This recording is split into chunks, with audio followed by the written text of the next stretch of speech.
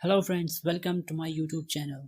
तो जैसा कि हमने आपको इस सीरीज़ की पहली वीडियो में बताया था कि इंग्लिश में बुनियादी 4 चीज़ें होती हैं, यानी कि लेटर्स, वर्ड्स, सेंटेंसेस और पैराग्राफ। इनमें से सबसे पहली चीज़ यानी कि लेटर्स के बारे में हम पिछली वीडियो के अंदर बहुत ही तफसील के साथ बात कर चुके हैं, और आज की इस वीडियो में हम दूसरी बुनियादी चीज़ यानी कि वर्ड्स के बारे में बात करने वाले हैं। और वर्ड्स को ही इंग्लिश ग्रामर में पार्ट्स ऑफ स्पीच कहते हैं। यानी आज के इस वीडियो में हम पार्ट्स ऑफ स्पीच के बारे में सीखेंगे, जो कि इंग्लिश ग्रामर की बुनियाद हैं। हम सीखेंगे कि पार्ट्स ऑफ स्पीच कितने तरीके के होते हैं, जिनको हम आसान भाषा में वर्ड भी कह सकते हैं। असल में ये क्या होते हैं, तो सबसे पहले हम शुरू करते हैं कि पार्ट्स ऑफ स्पीच कहते किसको हैं। क्योंकि हर जुमला मुख्तलिफ तरीके के अल्फाज से मिलकर बना होता है, जिनका उस जुमले में अलग अलग किरदार होता है। जैसे कि Neha is a good girl. इस जुमले के अंदर हम देखते हैं कि इसमें अलग अलग तरीके के 5 अल्फाज हैं। नेहा एक वर्ड है, इज़ एक वर्ड है, ए एक वर्ड है, और गुड एक वर्ड है, और गर्ल एक वर्ड है। तो अब इस जुमले में हमको ये देखना होगा कि इन पांचों अल्फाज को अलग अलग क्या कहते हैं। और सबसे पहले हम देखते हैं कि नेहा एक नाउन है, और इज़ एक वर्ब है, ए एक तरीके का एडजेक्टिव है, और गुड भी एक तरीके का एडजेक्टिव है, और गर्ल नाउन है। यानी कि जुमले के अंदर इस्तेमाल होने वाले हर एक वर्ड का अपने किरदार के एतबार से एक नाम होता है, जिनको हम पार्ट्स ऑफ स्पीच कहते हैं। और ये कुल 8 तरीके के होते हैं। इनमें से पहला नाउन होता है, दूसरा प्रोनाउन होता है, तीसरा वर्ब होता है, चौथा एडजेक्टिव होता है, और पांचवा एडवर्ब होता है, और छठा प्रीपोजिशन होता है, और सातवां कंजक्शन होता है, और आठवां इंटरजेक्शन होता है। अब आपको इतने सारे नाम देखकर परेशान होने की कोई ज़रूरत नहीं है। हाँ, आपको शुरुआत के 3 पार्ट्स ऑफ स्पीच यानी कि नाउन, प्रोनाउन और वर्ब, इन तीनों के ऊपर थोड़ा ज़्यादा ध्यान रखना होगा, क्योंकि यही ज़्यादातर इस्तेमाल होते हैं। और अब हम देखेंगे कि किसी जुमले के अंदर मौजूद वर्ड्स को हम किस तरीके से ये मुतय्यन कर सकते हैं कि ये कौन सा पार्ट्स ऑफ स्पीच है। तो सबसे पहले हम नाउन से शुरुआत करते हैं कि अगर किसी जुमले के अंदर नाउन मौजूद होगा तो हमको कैसे पता चलेगा कि ये नाउन है। नाउन की तारीफ़ इंग्लिश में इस तरीके से है कि noun is the name of a person, place, thing और आइडिया। यानी कि नाउन किसी इंसान, किसी चीज़, किसी जगह या फिर किसी इजहार ख्याल का नाम है। जैसे कि उमर ये एक इंसान का नाम है, और दिल्ली ये एक जगह का नाम है, और किताब ये एक चीज़ का नाम है, और मोहब्बत ये एक इजहार ख्याल का नाम है। अब हम जुमलों में इनकी मिसालें देखते हैं। जैसे कि Umar is a good player. Umar एक अच्छा खिलाड़ी है। इस जुमले में उमर और प्लेयर दोनों ही नाउन की कैटेगरी से आते हैं, क्योंकि दोनों ही किसी पर्सन से ताल्लुक़ रखते हैं, यानी कि किसी इंसान से ताल्लुक़ रखते हैं। और जैसे कि Delhi is a big city. Delhi एक बड़ा शहर है। इस जुमले में दिल्ली और सिटी दोनों ही नाम हैं, क्योंकि दोनों ही किसी जगह से ताल्लुक़ रखते हैं। और इसी तरीके से जैसे कि honesty is the best policy. ईमानदारी ही सबसे अच्छा तरीका है। इस जुमले में ऑनेस्टी और पॉलिसी ये दोनों ही नाउन हैं, क्योंकि ये दोनों एक आइडिया की कैटेगरी से आते हैं, और ये एक इजहार ख़याल है। यानी कि ऑनेस्टी और पॉलिसी ये दोनों ही एक तरीके के इजहार ख़याल हैं। और अब हम बात करने वाले हैं दूसरे पार्ट्स ऑफ स्पीच यानी कि प्रोनाउन की, कि प्रोनाउन किसको कहते हैं। प्रोनाउन भी एक तरीके का नाउन ही होता है, जिसको हम नाउन की जगह पर इस्तेमाल करते हैं। अब आप सोच रहे होंगे कि जब हमारे पास नाउन है तो हमको उसकी जगह पर कोई दूसरा नाउन यानी कि प्रोनाउन इस्तेमाल करने की आखिर क्या ज़रूरत है। तो चलिए हम मिसाल के ज़रिए से देखते हैं कि हमको नाउन की जगह पर प्रोनाउन का इस्तेमाल करने की क्या ज़रूरत है। यानी कि हम नाउन की जगह पर प्रोनाउन का इस्तेमाल आखिर क्यों करते हैं। जैसे कि Jain is a boy, Jain is in high school, Jain likes to play cricket. Jain एक लड़का है, जैन हाई स्कूल में पढ़ता है, زین کو کرکٹ کھیلنا پسند ہے۔ اور اس جملے کے اندر ہم نے زین کا 3 مرتبہ استعمال کیا ہے، جو کہ اس جملے کو بہت زیادہ مشکل بنا دیتا ہے، اور اسی مشکل کو ختم کرنے کے لیے ناؤن کی جگہ پر پروناؤن کا استعمال کیا جاتا ہے، یعنی کہ پہلی بار زین کے نام کا استعمال کرنے کے بعد ہم دوسری اور تیسری مرتبہ زین کے نام کی جگہ ہی کا استعمال کریں گے، جو کہ اس جملے کو آسان بنا دے گا۔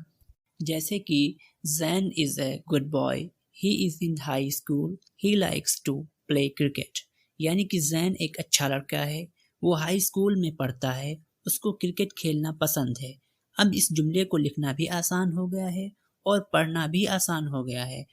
اور اب ہم اس کی کچھ مثالیں دیکھتے ہیں، جیسے کہ سیما is happy because she is swinging, سیما خوش ہے کیونکہ وہ جھولا جھول رہی ہے۔ اس جملے کے اندر سیما کی جگہ پر شی کا استعمال کیا گیا ہے، یعنی کہ سیما از ہیپی کی جگہ پر شی از ہیپی کہا گیا ہے، اور شی ایک پروناؤن ہے۔ اسی طریقے سے جیسے کہ آئی لیو ان ممبئی، میں ممبئی میں رہتا ہوں، اس جملے میں آئی کا استعمال کیا گیا ہے اور آئی پروناؤن ہے۔ اور اسی طرح جیسے کہ ہی از کمپلیٹنگ ہز ورک، یعنی کہ وہ اپنا کام پورا کر رہا ہے، اس جملے کے اندر ہی اور ہز کا استعمال کیا گیا ہے، اور ہی اور ہز دونوں ہی پروناؤن ہیں۔ پروناؤن کتنے ہوتے ہیں، ان کی کتنی قسمیں ہوتی ہیں، ان سب چیزوں کے بارے میں ابھی ہم بات نہیں کریں گے۔ ابھی ہم صرف اتنی ہی چیزوں کے بارے میں بات کریں گے جتنا کہ جاننا ضروری ہے اور مشکل بھی نہیں ہے۔ اس لیے پروناؤن کتنے طریقے کے ہوتے ہیں، اس کی کتنی قسمیں ہوتی ہیں، ان سب چیزوں کے بارے میں ہم آگے کے ویڈیوز میں بات کریں گے۔ تو اب ہم بات کرتے ہیں تیسرے پارٹس آف اسپیچ کے بارے میں، یعنی کہ ورب کے بارے میں۔ ورب کہتے ہیں کسی بھی کام یا حالت کے بیان کرنے کو۔ کام کی مثال جیسے کہ پلے یعنی کہ کھیلنا، اور کک یعنی کہ پکانا، رن یعنی کہ دوڑنا، اور حالت کی مثال جیسے کہ فیل یعنی کہ محسوس کرنا، اور اینگر یعنی کہ غصہ ہونا، اور ہیپی یعنی کہ خوش ہونا۔ اب ہم جملوں کے اندر اس کا استعمال کر کے دیکھتے ہیں، جیسے کہ زید از رننگ، زید دوڑ رہا ہے، اس جملے میں رننگ کا استعمال کیا گیا ہے، اور رننگ ایک کام ہے۔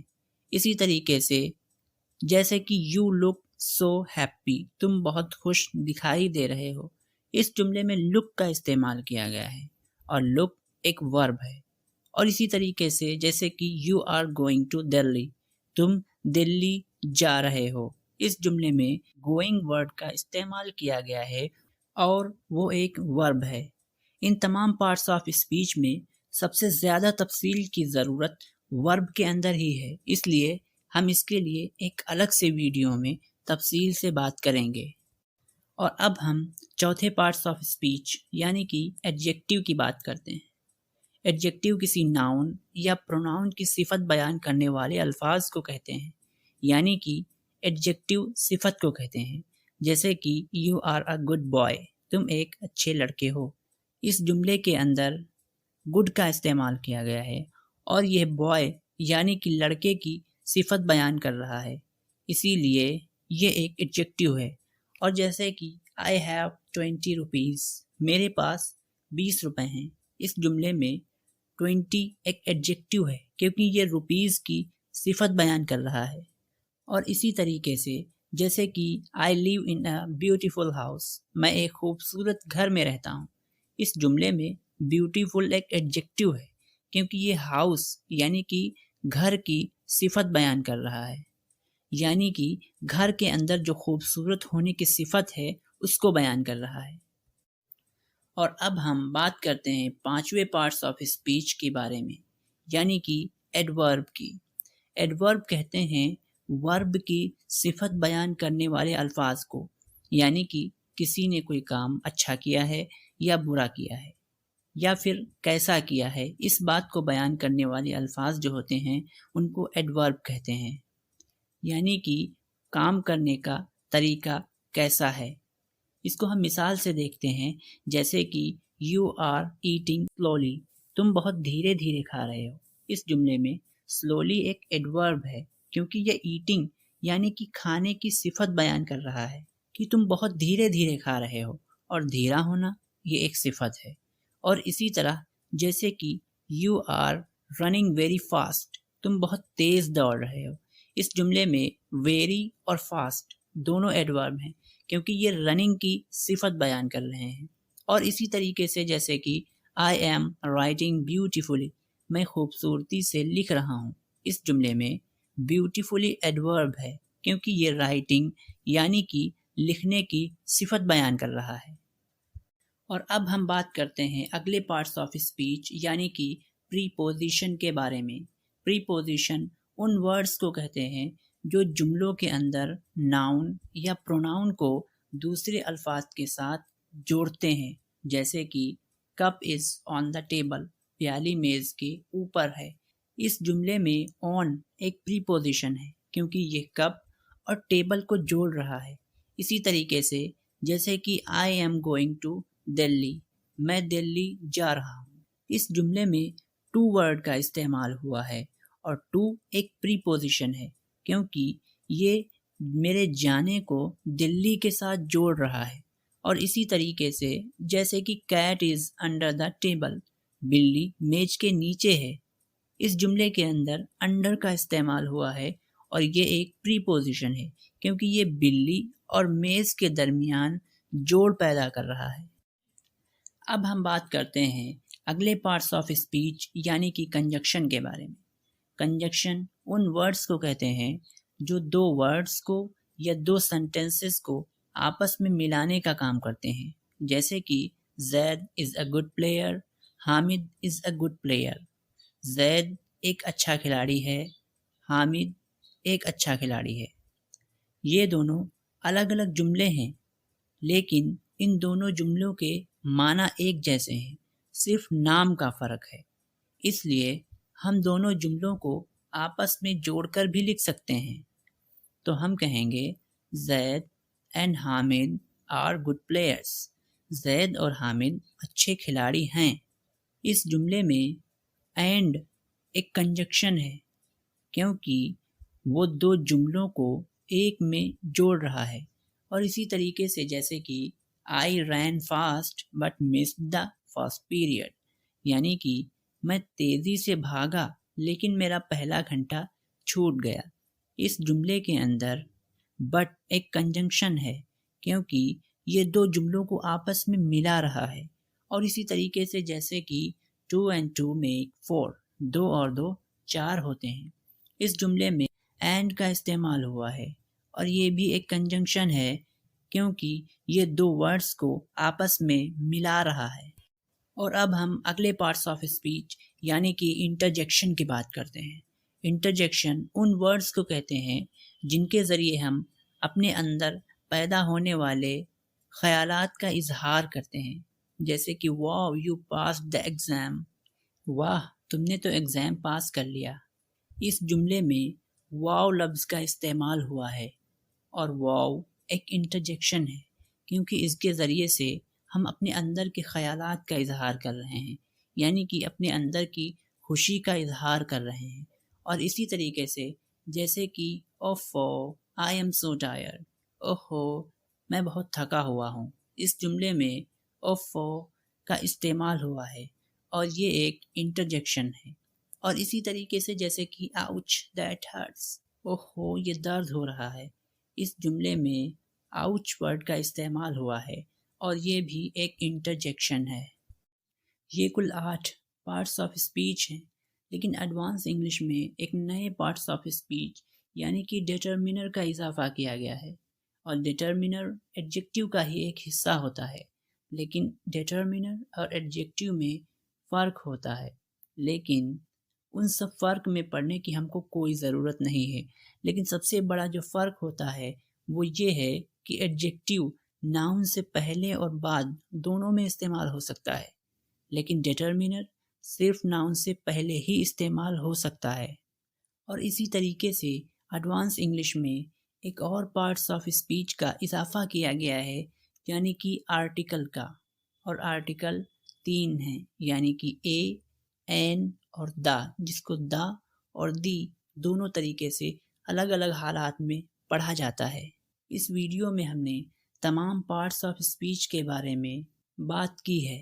اگر آپ کو اس میں سے بہت کچھ سمجھ میں نہیں آیا ہے تو بھی آپ کو پریشان ہونے کی کوئی ضرورت نہیں ہے، اور آپ کو اس میں سے کچھ بھی رٹنے کی بالکل کوئی ضرورت نہیں ہے، کیونکہ جیسے جیسے آپ آگے سیکھتے جائیں گے ویسے ویسے چیزیں آپ کے لیے آسان ہوتی چلی جائیں گی۔ تو فرینڈز، اس ویڈیو میں بس اتنا ہی، ملتے ہیں آپ سے کسی اگلی ویڈیو میں۔